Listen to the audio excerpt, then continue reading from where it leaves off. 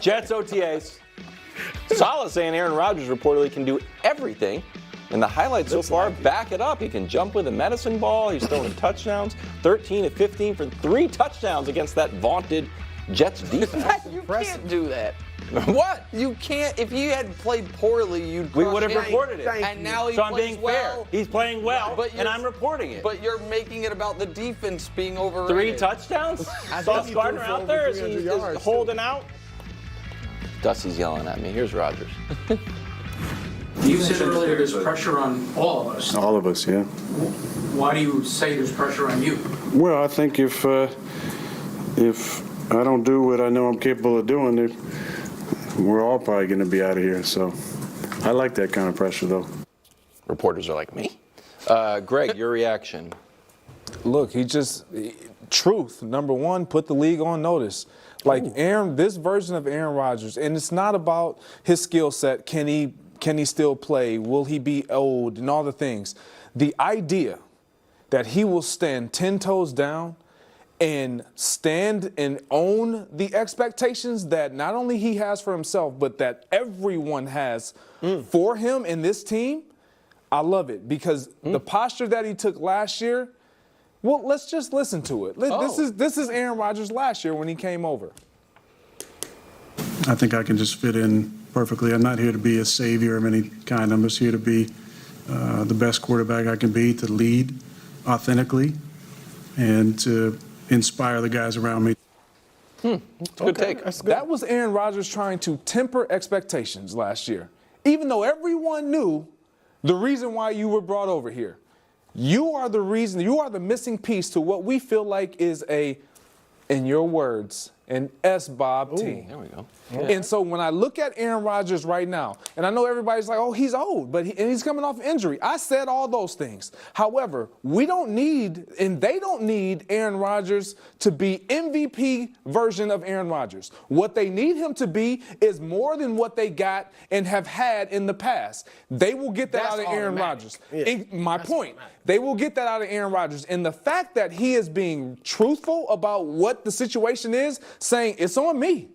This is solely on me. He's not passing the buck. He's not dismissing it. He's clearly stating the obvious of why this coaching staff still has a job and why this team is configured the way they are. Because it's on me. The expectations, I'm 10 toes down. I own it. I shoulder it. We're going to get this done. I agree. And that was a great clip from last year with Douglas and Saleh.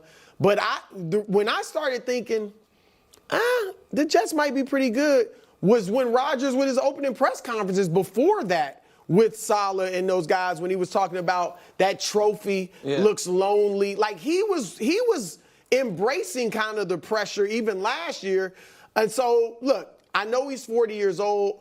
We all have to admit, it's not automatic, and most players it won't be the case. But we do have to admit that today, guys can be better longer. Yes. All right, so it wouldn't be shocking if at 40 years old he goes out there and actually plays well. I'm not saying MVP level, but if he's 90% of that, if he's somewhere in between the Rodgers we saw at the end of Green Bay and the MVP Rodgers, then this is a very good team. You know, so and what he said about the pressure, it is. All those guys are probably going to be gone. Well, all right, but so first, my struggle is I'm yet to have anyone explain to me why he should be better than his last year in Green Bay.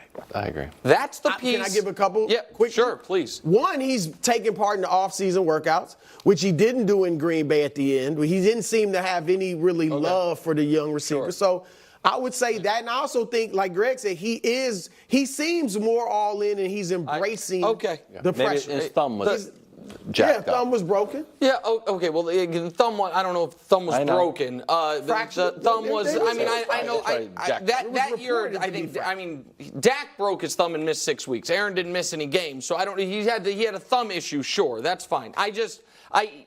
If the last time we saw him playing was MVP, and then he popped his Achilles, and it was just about the Achilles and the age, I'd be a little more optimistic. But we saw him play a year post-MVP, and he was mediocre.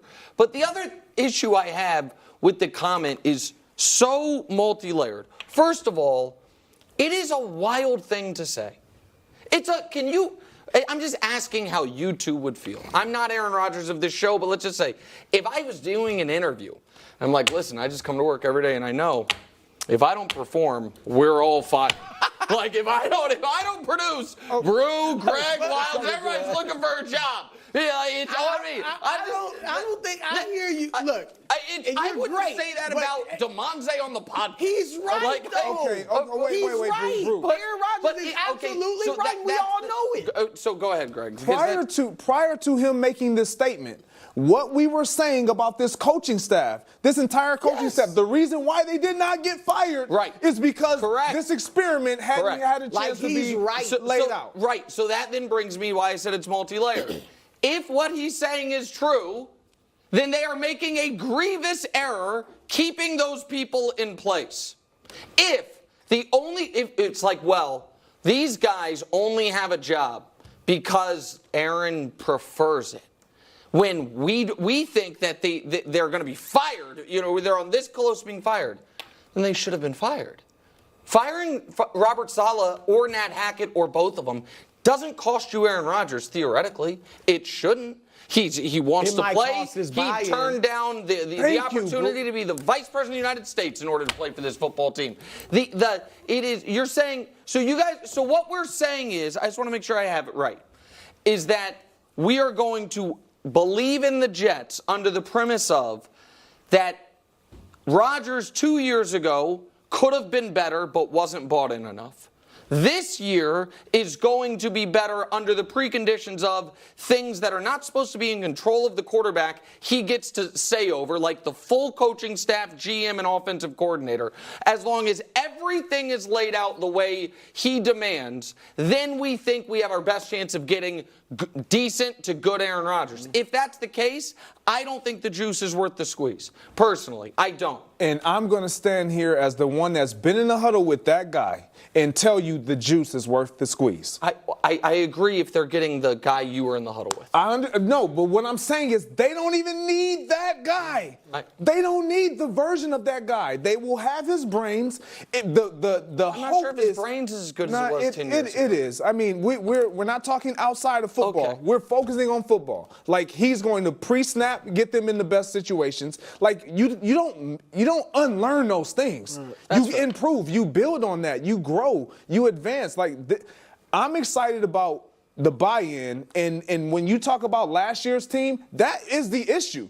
If you don't have a group of 11 guys bought in, let alone the quarterback, he didn't believe in none of those guys. He threw the ball to Christian Washington on the first play of their offensive snap against the Minnesota Vikings when he was there and never threw it to him again the rest of the game. He didn't believe in any of them.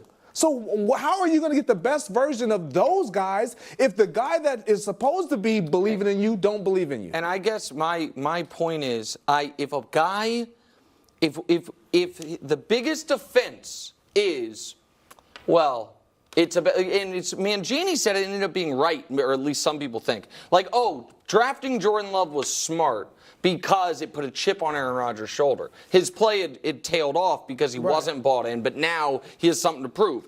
It wasn't that he wasn't great in Green Bay. It couldn't have been great, but he didn't trust the receivers, didn't do the work he needed to do in order to be great, but now he will be again. My point is, if your whole season is relying on someone that fickle, and it's going to be, as long as everything is laid out for me, all produce, I don't think that is a smart season-long bet. I don't think you are able to operate an organization to where all of those things are going to stay in line in order to appease Aaron Rodgers, which it sounds like what we're saying is, as long as he's happy and feels in control, he'll play great quarterback. I think that's a reach. We're not saying all he lost his quarterback's coach in Green Bay and got a new coach in LaFleur and was great. I mean, I don't think he has to be happy like that. What was? It's been 23 games since he threw for 300 yards. It's going to be 1,000 in 3 days before he gets another chance, and he's not going to. You're never going to give him credit because you're a Patriots. I'll give him credit, but he hasn't thrown for 300 yards in over 1,000 days. Okay. So it's a data point. Coming up next, Mike McDaniel and the Dolphins. No, guys. No. Guys, the breakdancing. This is the weather thing. This have two takes that have come together.